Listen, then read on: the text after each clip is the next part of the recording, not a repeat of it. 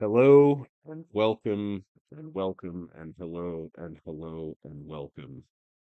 It is un poco mas. My name is Danny Deals. You have reached us on a Sunday. It is February 28th, or excuse me, February 18, 2024, about 1:37 p.m. out here in beautiful, overcast, rainy Los Angeles. If I sound sick and stuffed up, it's because I am suffering from a outrageous, ill-timed head cold, but if I'm suffering and Princess J has to suffer and listen to me, then you guys are going to suffer along with us.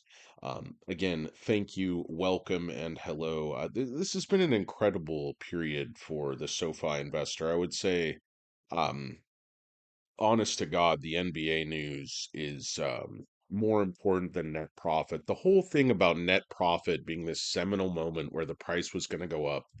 Um, I think we all had that pipe dream, but it just wasn't to be. The shorts and the market makers had their own ideas, but what do we see, guys? We see what we always see with SoFi around the ER. We see a massive pump and dump, but it just never dumped. That was the difference this time.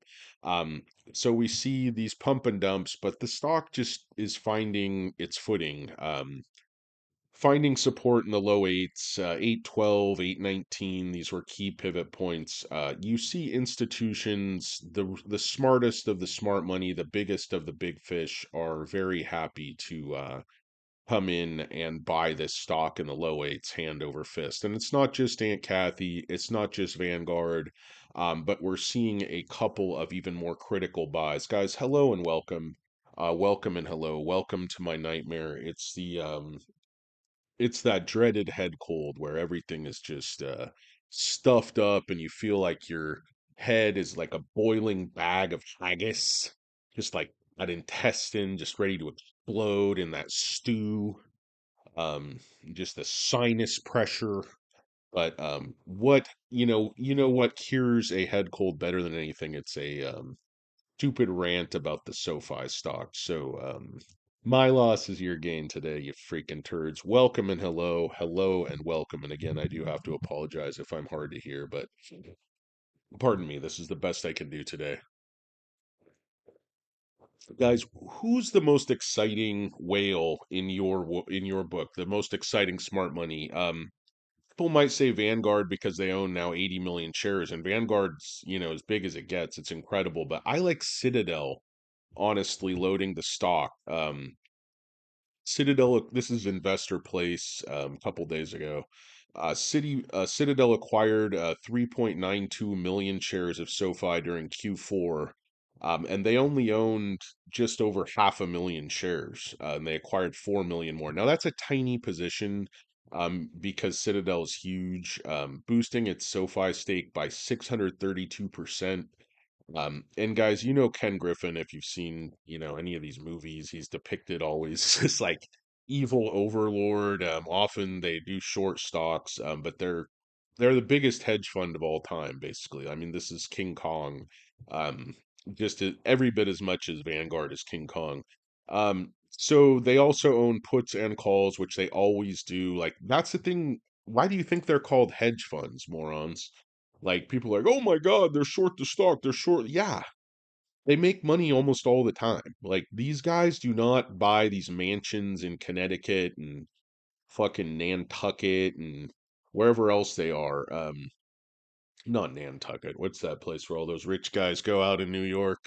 Somebody help me out. My brain is failing. I've probably had too much cold medicine and not enough sleep. But in any case, guys, idiotically bringing you a video probably kill what's left of my voice. But welcome and hello, hello and welcome. Let me check in with you turds. Who's here? Would like to thank first of all Princess J for putting up with me and all that fun stuff, and also like to thank Not a Lurker J Money for moderating the chat here today.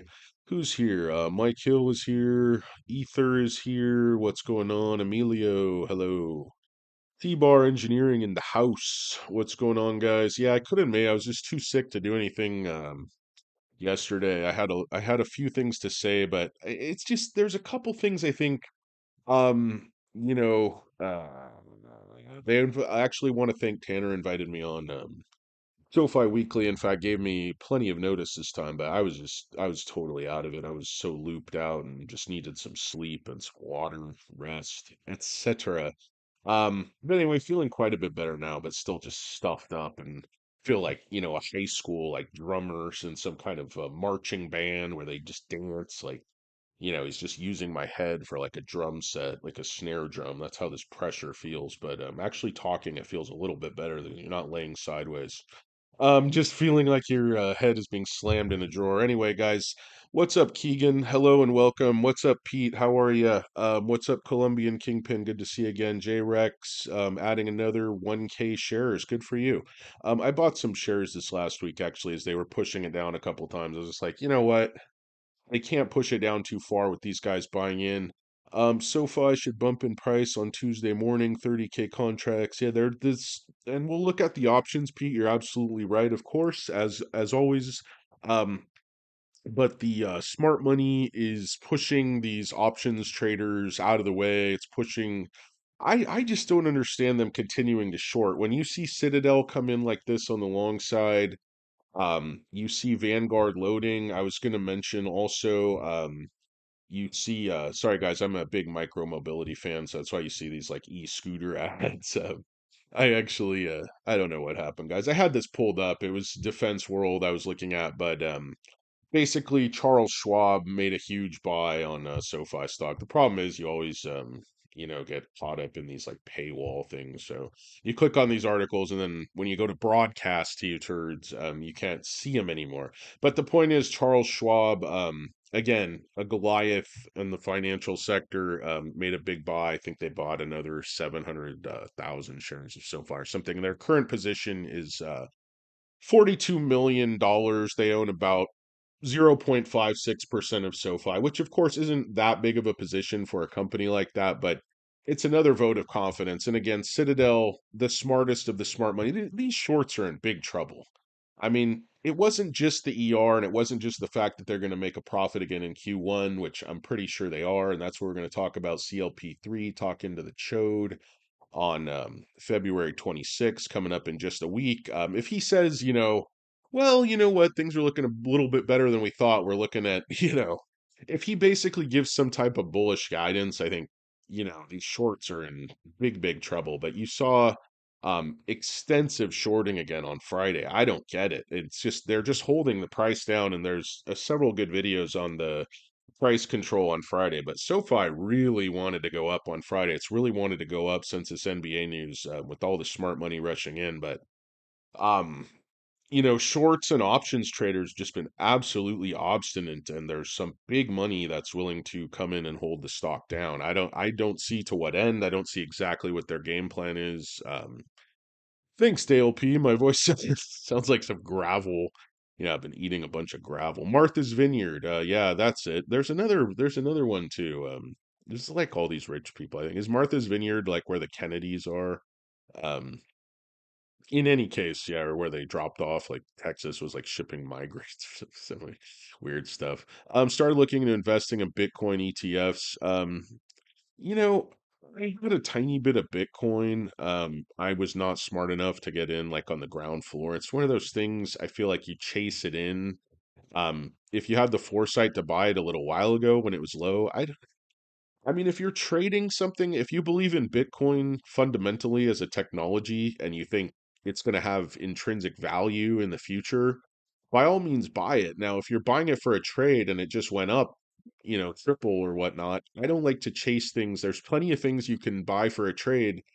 If you're trading, it doesn't matter if it's like Bitcoin or Nvidia or baseball cards. I saw Tevis and Steve were doing an alternative asset video on like Pokemon cards. It's like they gone up 3,000. It doesn't matter what it is, guys. If you buy it low and sell it high, it just doesn't matter what it is. So I'm not really looking to rush into Bitcoin right at the moment. I know Aunt Kathy says it's going to be worth like some insane amount of money, but it's like the people who do napkin math and say Tesla is going to be worth like $3 million a share by 2030. And, I mean, every time you get slapped in the face by the cold fish of reality, and, you know, So take it for what it is. I think Bitcoin definitely has a lot more valid use cases because it's a limited in number. So, the rarity makes it and the difficulty in producing it and all that stuff. I'm not saying like Bitcoin is worthless like Warren Buffett, and even Warren Buffett, they're saying now is investing in Bitcoin. Through Berkshire. So, yeah, Martha's Vineyard. Thanks, Seabar. What's going on, guys? Habanero sauce and the chicken soup. What's up, guys? What's up, Kareem? What's up, Alberti? Bobby Joe. Hola, Bobby Joe. ¿Qué tal? ¿Cómo estás?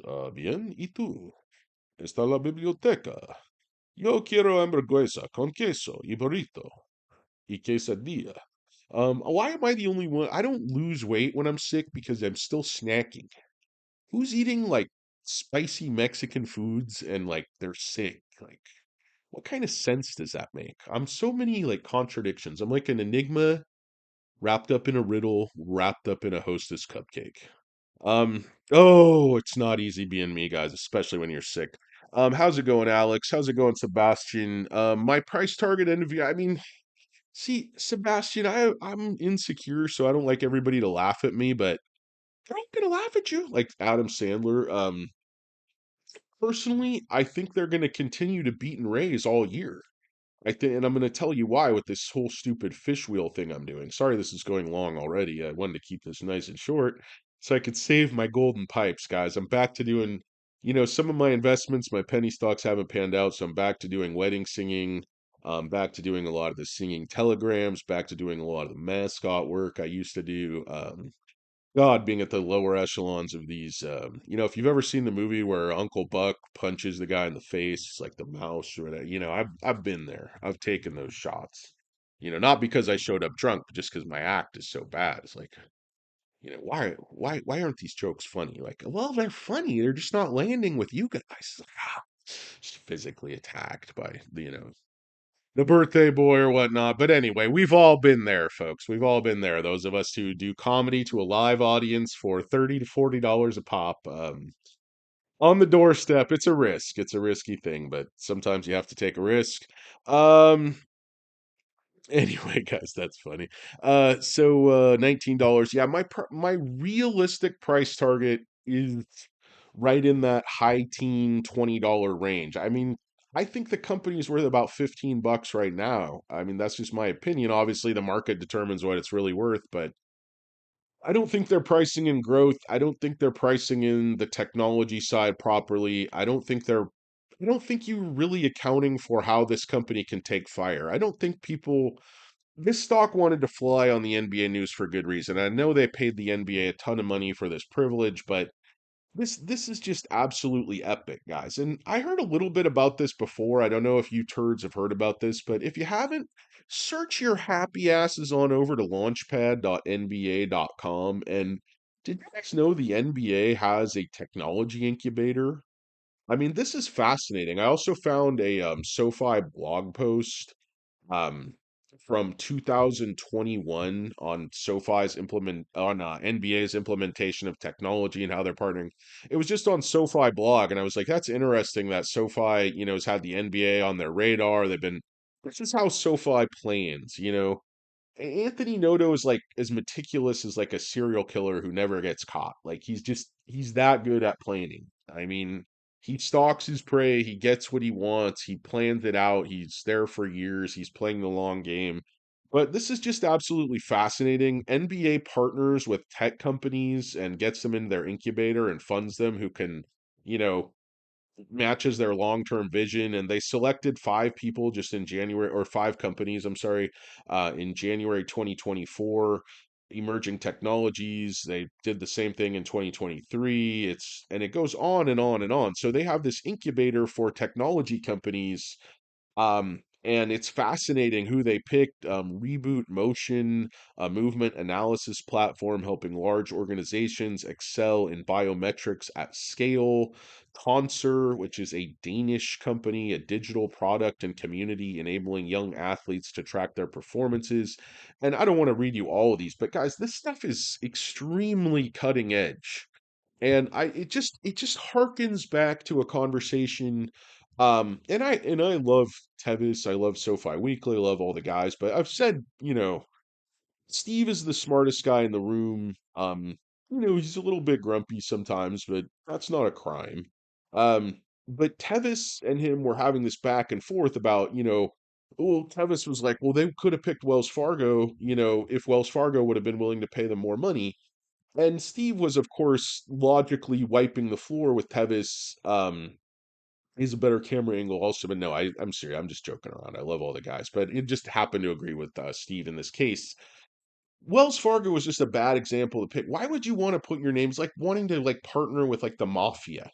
I mean, Wells Fargo's name is absolute mud, and for good reason. They're not helping people get their money right. No young people.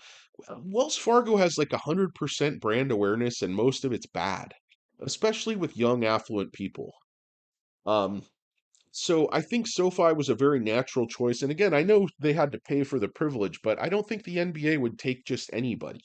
The NBA has a very specific vision for their future. They know where they want to go. They're trying to be sensitive to regions all over the world, particularly China.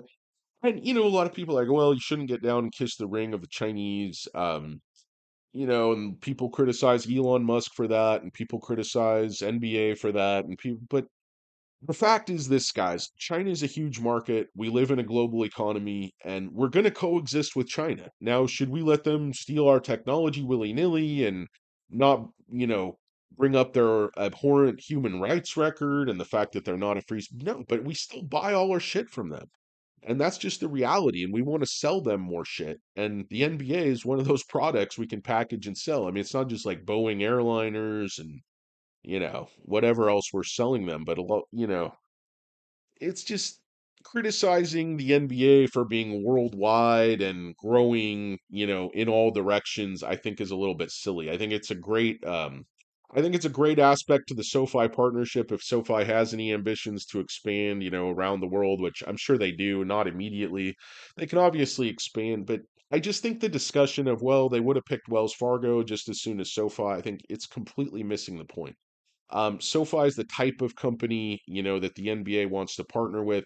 They're young, they help people get their money right, and I think that's a legitimate thing. People are like, well, why doesn't SoFi have full options? Look at the statistics. Most people on Robinhood trading options and day trading and that, they lose money. I mean, if you're investing prudently on SoFi, you're not buying and selling, you're just using their ETFs, you're using their financial advisors, you're using their robo investing, you're going to grow your money over time. SoFi is reaching customers at a critical element in their investing life. Guys, look what happened Friday. It's like deja vu all over again. Aggregate short volume ratio back up 55.9% on Friday. And there wasn't even a lot of volume.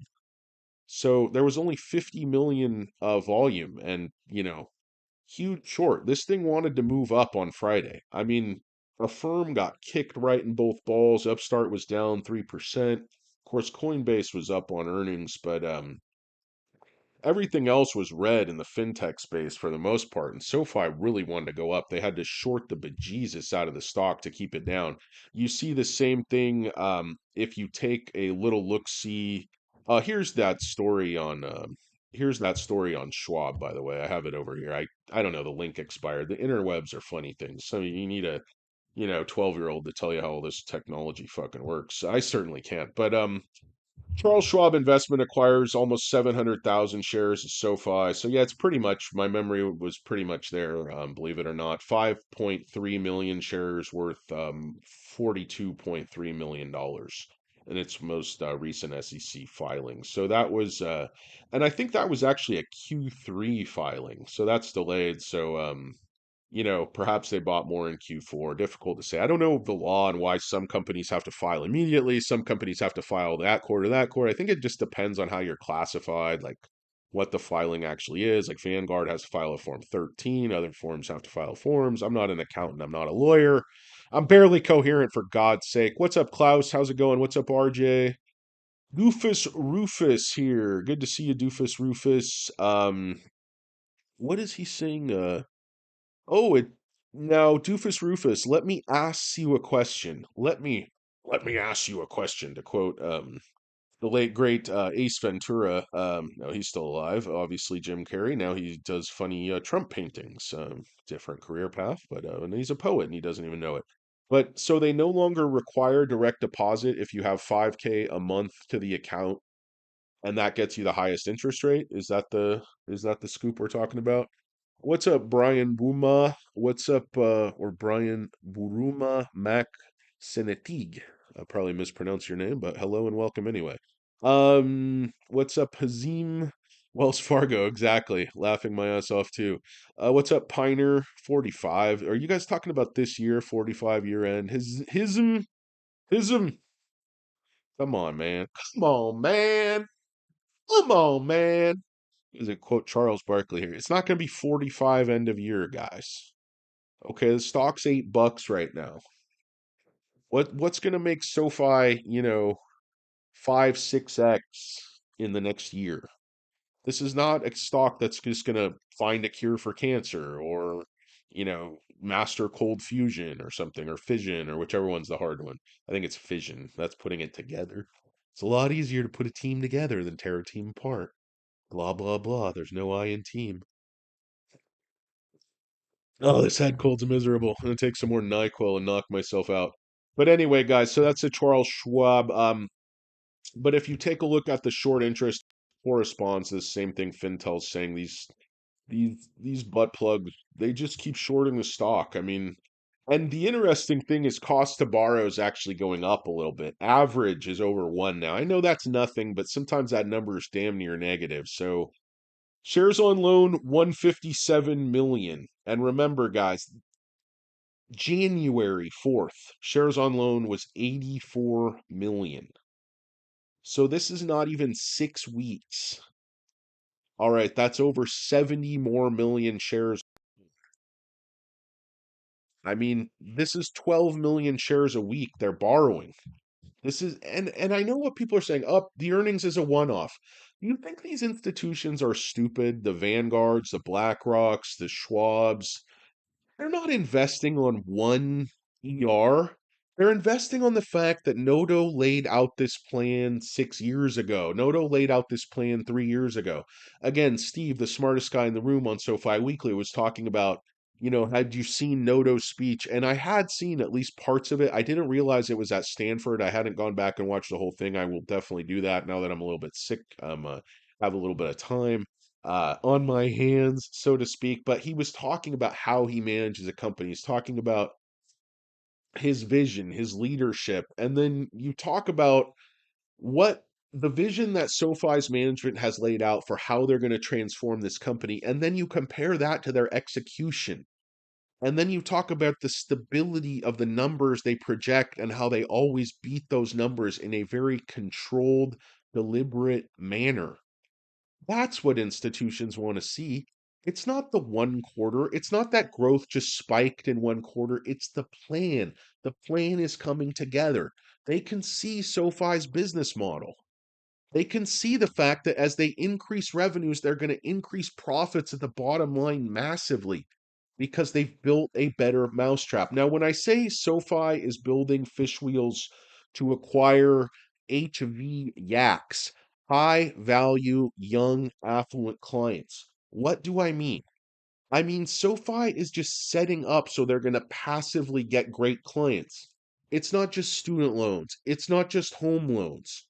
Guys, why do they go to sports? Who's going to these sports stadiums? They're not only younger, they're professional, they have money, they obviously have disposable income. These are the people you want to acquire as customers and at the right time.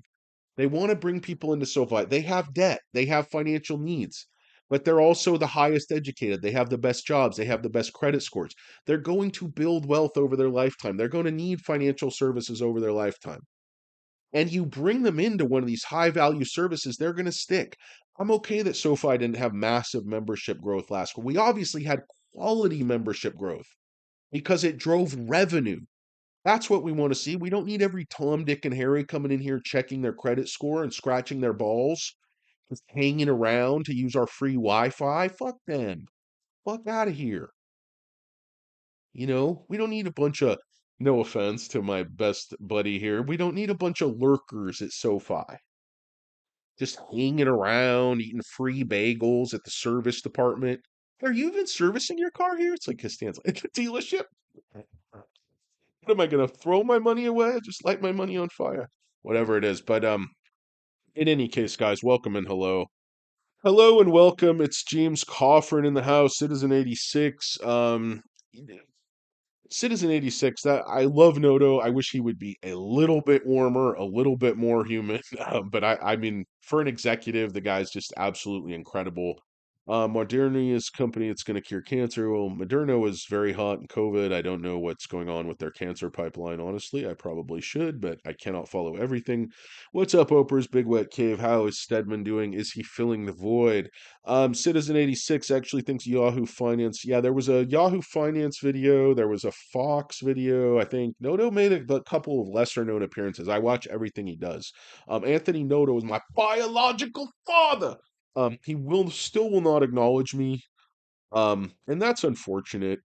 He just, he feels that I'm too portly and dim-witted to be part of the Noto empire. He doesn't really think I'm going to help the SoFi share price. Doesn't think I add value. I disagree. I disagree. That's why I came up with a bunch of really stupid ideas that I could share with Tony Notes. But another point, guys, with we're going to talk CLP3. That's why I said in my tile.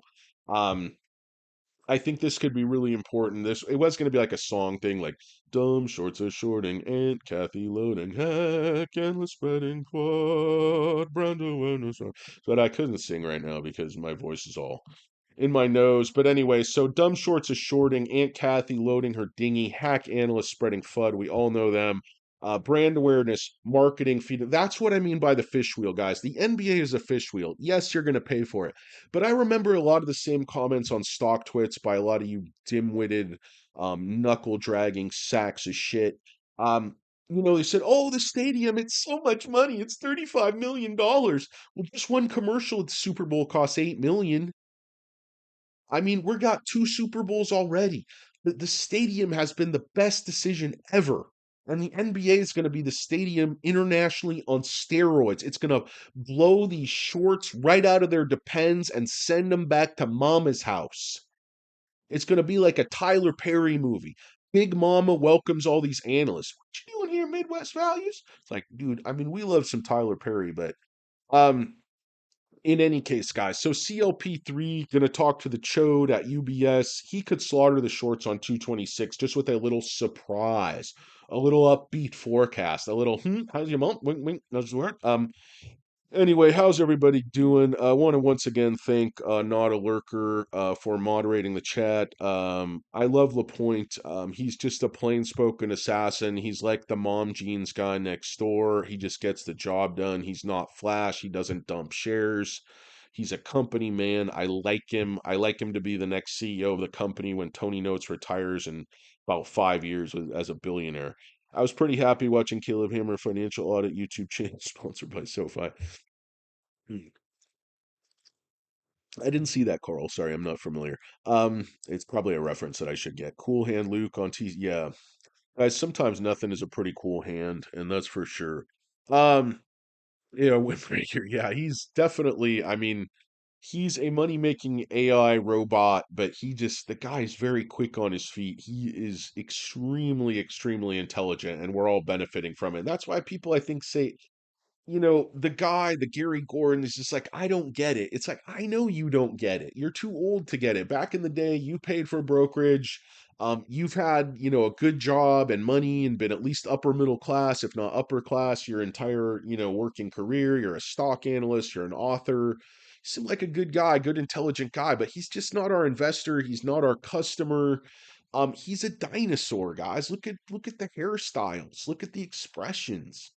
I mean, the guy looks like he would have been at home on like, as an extra on like a 1980s episode of Law and Order with like Sergeant Greavy.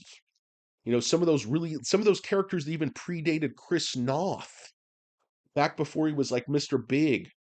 Back when it was, Ben Stone as a district attorney. He's like, he got away with murder once. You don't let him do it again. He's doing it all over. And he's like, I mean, why did they attack that guy, Michael Moriarty, on the subway? What's going on? The original Law and Order was so badass. You had what's the guy's name from Goodfellas? Paul Sorvino. You had Paul Sorvino getting shot. Like, you want to be Mr. 10%? I love Law and Order back in the day. I was a little kid. In any case, I don't really know how I got off on that Law and Order tangent. But anyway, I don't really care. I'm just blabbering on. I've had too much cold medicine. I need some more. Um, HBO Max All Star Game, still looking for perfect picture. Work on the '70s show, guys. I don't really know if I had anything else to say. Oh yeah, I had a bunch of notes. Like, why do I think he's going to make good comments? Because they always come out 2/3 of the way through the quarter, and they always are very bullish. Okay, I mean, why is this going to be different? People keep looking for this company to fall apart, and I'm just not seeing it. Like, well, growth isn't good, members, that's not necessarily good. You got to service those members, and then once you get those deposits, you got to find somewhere to put them. That's not good either. Like, but they make loans. They fund loans. They make more money. But what are you gonna do with all that money? You can't just sit it there. Like, well, even Tanner, like, we could put it in treasury. It's like, it's such a stupid argument. Like, you're taking positives, you're taking all the things the company's executing on, doing its job, and then you're trying to turn those into negatives. I just don't see it. Um, Another point I wanted to make with some of these turds on like tip ranks is how they're going to flip here pretty soon. Um, Notice how the NBA again just struck the deal with the NBA and SoFi, and they still have chief risk officer 10 days ago. These are their headlines. Run for the hills, says Morgan Fudley 15 days ago. Don't jump the gun, says Wedbush about SoFi stock. That's 19 days ago. And then way down here, it's like all these positive art. It's just the point is you're just not seeing like a balance to like what's actually going on. You're not seeing any news of like the NBA deal. You're not seeing, it's completely out there on X and like but you're just not seeing the financial media say, hey, this is really big because this elevates SoFi to the point of being really a household name, I think, everywhere. This puts their brand recognition, brand awareness on absolute fast track, on absolute steroids. I think we're going to see membership increases like we've never seen before. This $10,000 giveaway, this tournament where SoFi is a title sponsor. They're going to be on branding in every stadium all throughout the year. They're going to be on broadcast. And I don't know if you turds missed this. I don't know if you stupid little um no, I'm not on it right now, but I was reading the press release. Pardon me. Um I was reading the actual press release on SoFi and the NBA. I don't have it here, guys. I'm sorry about that. But basically, SoFi also struck deals with Disney and Turner Sports. I think TBS or TNT or whichever one. I think it's TNT. So they also have deals with the NBA's broadcast partners. So that's going to probably go into streaming. That's going to go into play. I mean, this is just blowing up SoFi again. I know people are talking about how good the stadium deal. People are just not appreciating the magnitude of this deal. I mean, if you listen to Stockgo, if you listen to Tevis, you saw SoFi, the 75th biggest bank now in the United States by assets. Moving on up to the top. Got a deluxe apartment in the sky. Yeah, I mean, I know. Okay, Oprah's Wet Cave. If you just want to say 45 at the end of 2025, I'm not going to call you insane. I don't see, guys, 2020 by end of this year. I would be ecstatic, guys. That's more than double, way more than double. What do you guys want? What do you guys expect the tooth fairy to come in and just make you rich? Just put a bunch of money under your fucking velvet pillows? What are you guys, stupid? What's wrong with you guys? 45? I don't know, guys. I mean, I know Noto's looking for like 25 by 2026. I mean, guys, 45? Think the stock's gonna 8x in 2 years? I don't know, man. I don't know. Elliott Wave. I don't know, man. It's just I don't know. I don't really believe in that stuff in terms of being predictive. It might be, those might be averages and all that stuff. No, I get you. I get you. Um, it's just I'm not attributing it to you. I'm just saying be careful. Like, let the stock do what it's going to do. let institutions come in. The price is stabilizing. It's ready for a move up. Let's see if it doesn't move up 12, 13, 14. Let's see what happens. You know, let's just not get crazy, guys. I mean, I don't want people to have expectations that are just totally unrealistic. Um, and I think that's just bad for the stock. Like, I don't think that I don't think that does anybody any good to come in and make, price predictions that are just, you know, I think just a little bit pie in the sky. I mean, it's not that I was looking for that one headline. Yeah, this one here. Um I don't mind seeing that because I think you're testing the upper bounds of what's possible. And I think if you keep getting, maybe you get more announcements. I mean, if SoFi gets like a really good announcement with soccer and pushes into Latin America, you're talking about remittances. You're talking about, I know new is all the rage and new is dominating Latin America, but I think there's still a big market in Mexico. There's still a big remittance market. There's still a role to be played. And I'd love to see SoFi capture some of that market. But if you actually just dig into this, there's a lot in this press release.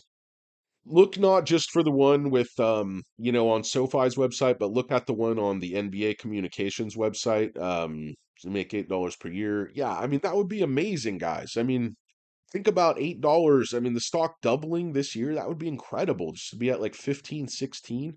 Guys, stocks don't just double. Nobody just comes and puts a bag of money in your hand. That's not how investing works. You have to be patient, you have to be prudent.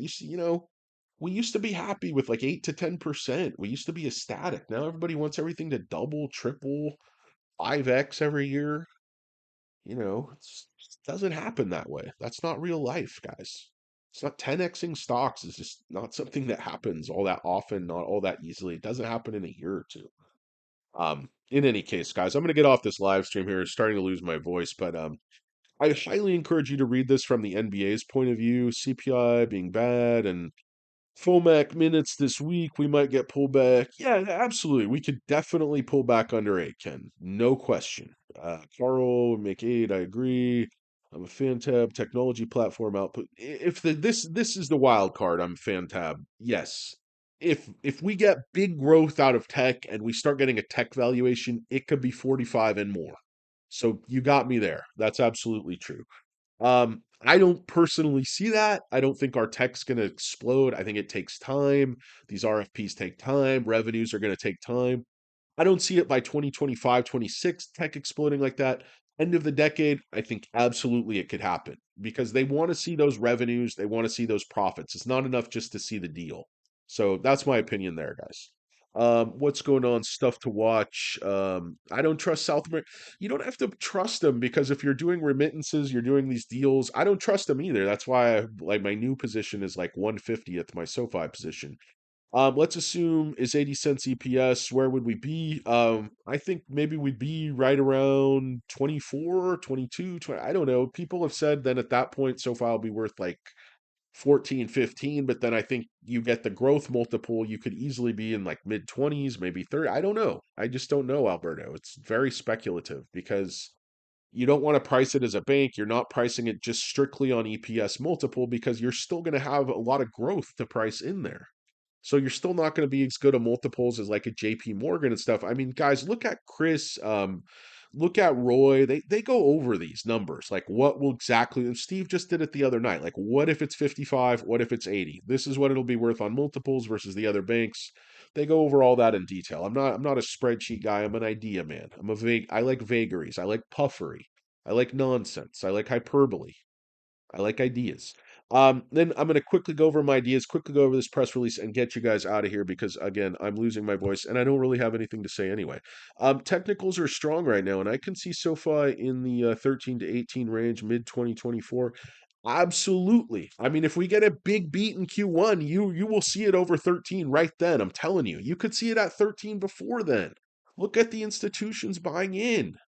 Look at it. This is what we've been waiting for. It's happening. It's happening every single day. They're buying in.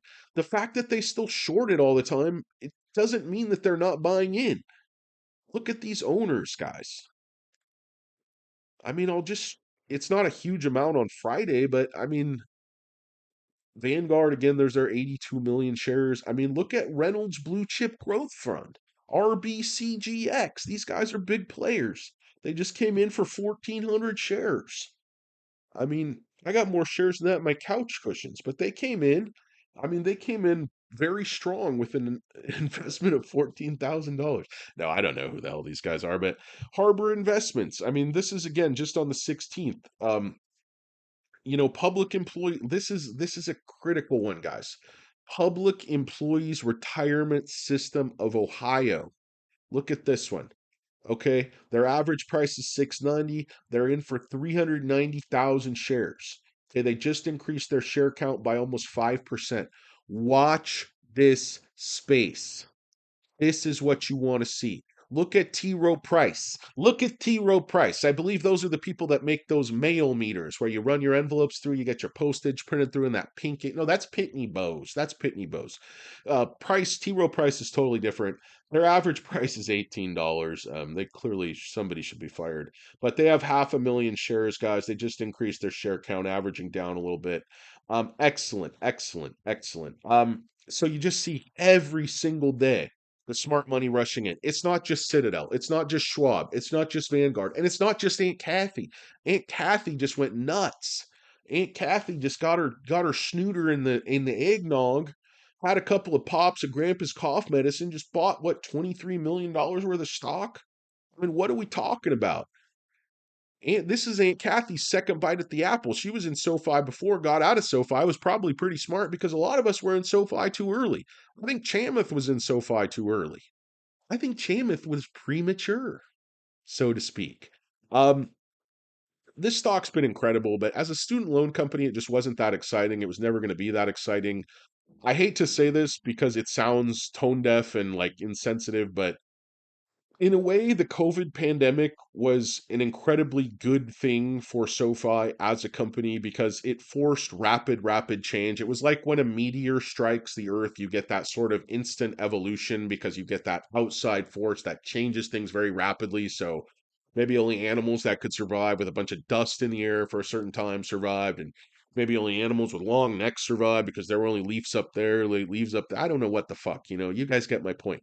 But the point is, it creates this instant evolution. It creates this change, and because you either change or you die. That's the thing. Remember Skate or Die? Remember that video game where you spun around? It was awesome.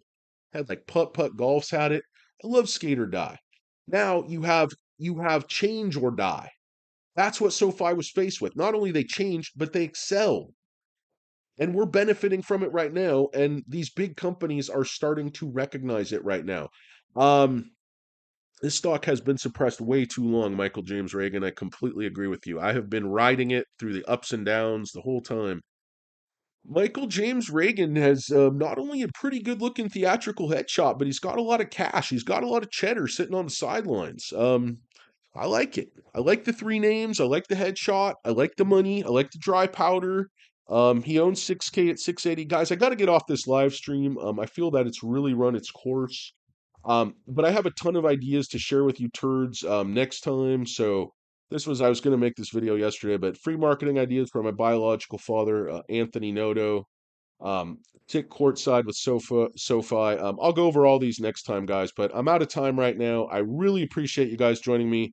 I want to thank Benji for being here, of course, not a lurker. I'd like to thank Princess J for listening to me while she's not feeling well, and not stabbing me with an ice pick. I really appreciate that. I'd like to thank Cutes for sleeping down here.